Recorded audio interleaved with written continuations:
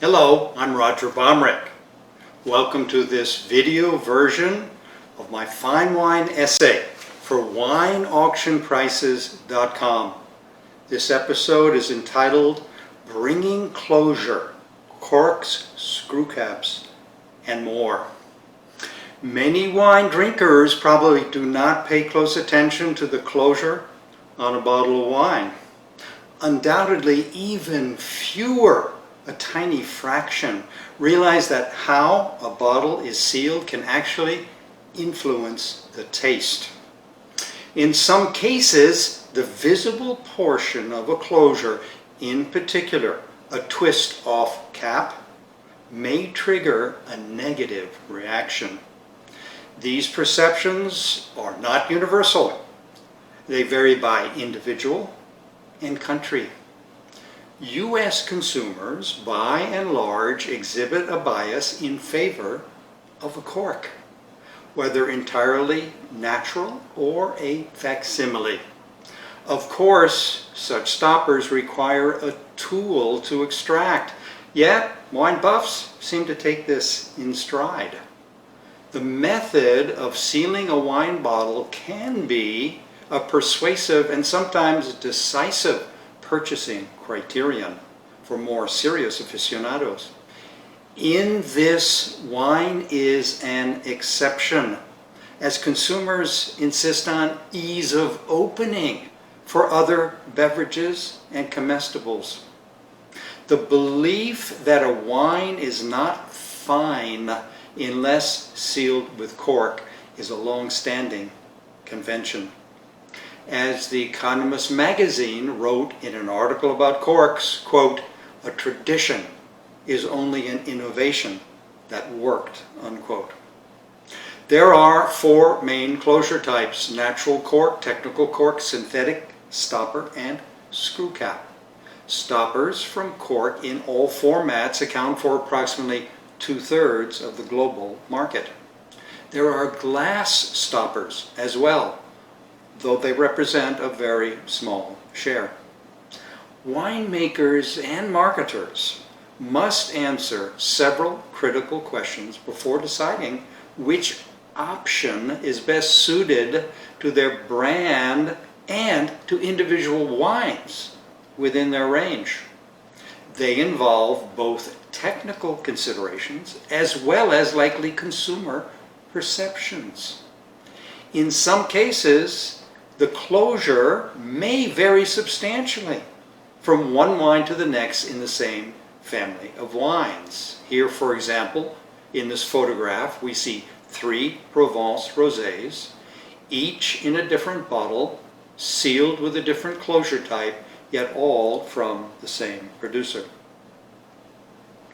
As Patrick Schmidt, MW, wrote in a comprehensive article about closures, quote, "It is the choice of stopper that gives producers one of the greatest headaches," unquote. In recent years, the focus has shifted from cork-related contamination to the OTR, or oxygen transmission rate. It might seem counterintuitive, but every stopper allows oxygen ingress, and a winemaker must come to a judgment as to the benefits or drawbacks of any given transmission level. Another acronym, OIR, or oxygen initial release, has now been added to the lexicon. This refers to the, quote, "big shot of oxygen," unquote, contained within any porous stopper, which is released when it is compressed and inserted into the bottle neck. This is yet another detail for winemakers to work into their closure calculations. Natural cork might be called the heritage stopper. It is an integral single piece punched in a cylindrical form. The Cork Quality Council, a coalition of cork producers, said that, quote, "Ancient Egyptians, Greeks, and Romans referenced cork as a preferred material for stoppers used with wine and olive oil, unquote. The historical record does evidence that cork was introduced as a means of sealing amphorae in the 1st century BCE. The authors of Divine Vintage claim that, quote, the oldest use of a cork stopper in a wine decanter jug, unquote, dates from the 5th century BCE. Cork boasts properties which make it ideal for sealing containers holding liquids, such as the ability to be compressed and remain impermeable. While it does eventually deteriorate, high-quality cork has a remarkably long, useful life, several decades, if not more. We see in this particular photograph examples of Bordeaux wine corks from vintages in the 1980s, 1990s, and 2000s, which have been extracted after 10 to more than 30 years in bottle. The wood barrel gradually replaced the amphora as the principal vessel in which to store and ship wine in the early centuries of our era. The cork did not play an important role again until the 17th century, when glass bottles came into wide use. According to the oft-told story, Dom Pérignon of Champagne fame opted for corks to replace the wood stoppers of the day. The cork has enjoyed a symbiotic connection with wine ever since. In fact, maturing wine in bottle would not have been possible without the complementary characteristics of cork. It is an interesting fact that both cork and nearly all wood employed for wine barrels come from oak trees, the former from the exterior or bark, and the latter the trunk itself. The preferred oak species for the finest barrels include Quercus sessiliflora in Europe and the American Quercus alba, whereas Quercus suber is harvested for its cork bark. In these photographs we see a cork forest, and we see examples of corks punched from bark. Cork may have remarkable properties, but it also has an Achilles heel, as Jamie Good explains in The Science of Wine. Quote, as a natural substance, it is variable and is prone to failure, unquote. It is an ideal host for contaminants, of which TCA 2,4,6-trichloroanisole is the best known for its moldy, musty odor. It can be detected by humans at extremely low levels, 5 nanograms per liter. Other chloroanisols may also cause unpleasant contamination. Cork taint gained attention in the 1980s and became a serious concern in the 1990s. Notable figures such as New York Times columnist Frank Pryl sounded the alarm in an article entitled, quote, Popping Corks, a Sound for Oblivion, unquote. It is also now known that natural cork suffers from extreme variability in both oxygen initial release and oxygen transmission rate. This amounts to a wild card in assessing the impact of oxygen on wines under cork. Possibly the primary reason collectors find variation from one bottle to the next when they open old vintages. The universe of closures has changed dramatically in the past decade. Cork sterilizing and quality control procedures have made tremendous advances. The reported incidence of corked bottles has been reduced from an estimated peak of 5%, it is impossible to know for certain, to a lower or even negligible level, perhaps less than 1%.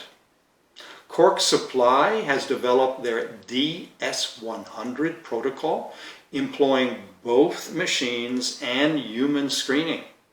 They can now offer assurances of taint-free corks, never before possible.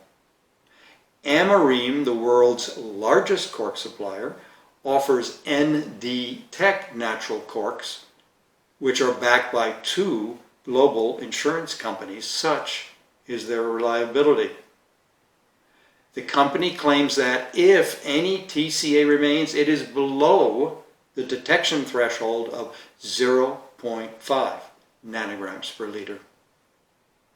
Then there are the so-called technical corks made from cork granules, which, to the unknowing eye, can look very much like their natural counterpart.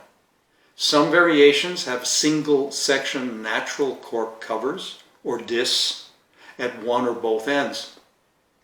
This type of cork has also undergone rapid evolution and improvement in just a few years. The worldwide leader is a French company, Diam Bouchage.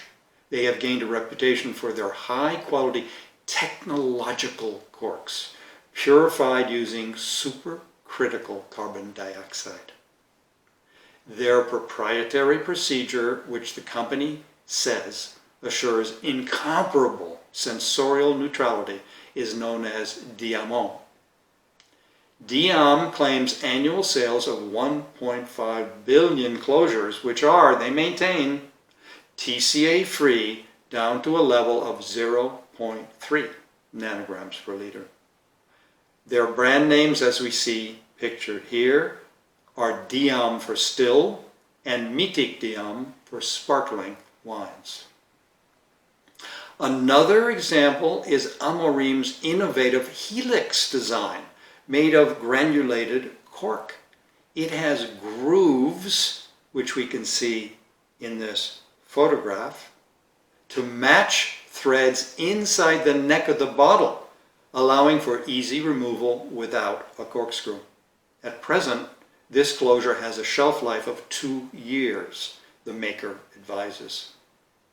The third main type of closure is the synthetic stopper manufactured from plastic.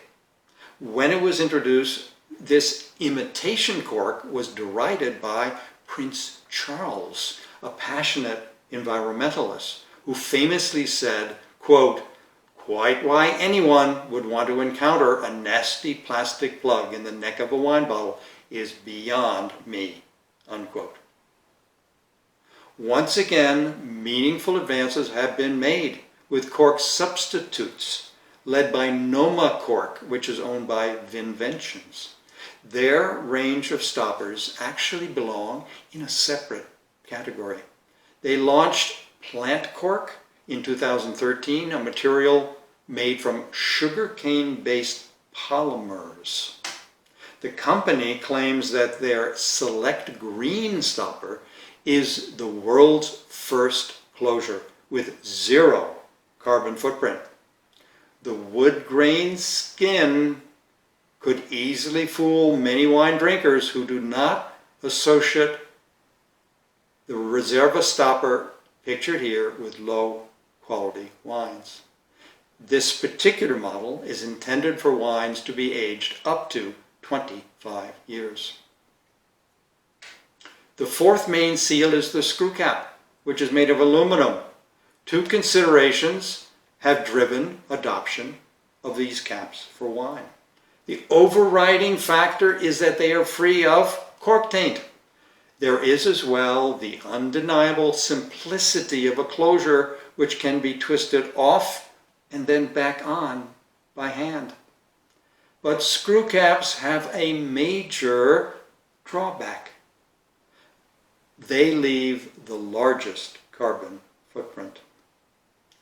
Amorim estimates that 1/4 of all wine bottles worldwide are closed with screw caps. They come in 2 basic versions, one lined with tin, sour tin, and the other with plastic, Saranex. The tin lining provides a nearly airtight seal, still not 100%, yet more than any other type of closure. When Frank Pryal wrote about the possible demise of the cork in 2003, he also captured a prevailing sentiment when he said, quote, "The cork is sacred, the screw top profane," unquote. This may have been hyperbole, yet U.S. consumers still seem to embrace cork in one form or another far more readily than metal caps. That said, screw caps have not held back the burgeoning U.S. imports of New Zealand Sauvignon Blanc. A study by the Fredonia Group in 2015 indicated that there is a, quote, "stronger cultural preference for corks in the U.S. than in other countries," unquote. In the 2018 closure survey by Wine Business Monthly, 36% of winemakers reported using screw caps on one product, at least. The Stelvin cap has become synonymous with this type of closure, even though it is proprietary to Amcor, a French company.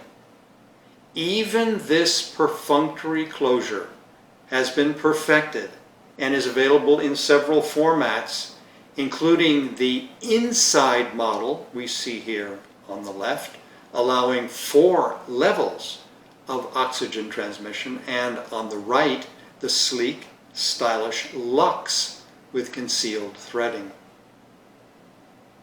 There are still other closures for wine, notably glass stoppers, which are the most costly alternative. Some studies show U.S. consumers place glass on par with natural corks when asked to rate closures by themselves, with respect to the, quote, "perceived intrinsic attributes" of a wine, unquote. Wineauctionprices, a Czech company, manufactured the best-known glass closure we see here. It turns out that decisions concerning which closure to utilize are unexpectedly complex. Potential damage from taint has largely been brought under control, and the focus has shifted to the extent and rate of exposure to oxygen. How much oxygen is captured at bottling and gains entry after the closure is applied can have a meaningful impact on the wine's taste and longevity. While a cork still seems to possess potent imagery for many wine lovers, convenience is not its strong suit. And now more wine of decent quality is coming in cans and boxes. As with screw-capped bottles, no tool is needed. In other words, there is good news all around for wine drinkers in terms of closures and containers, whatever the preference and budget. Thank you for watching this video. I encourage you to go to Wineauctionprices.com to read the full essay, to look more closely at the many photographs. Thank you again.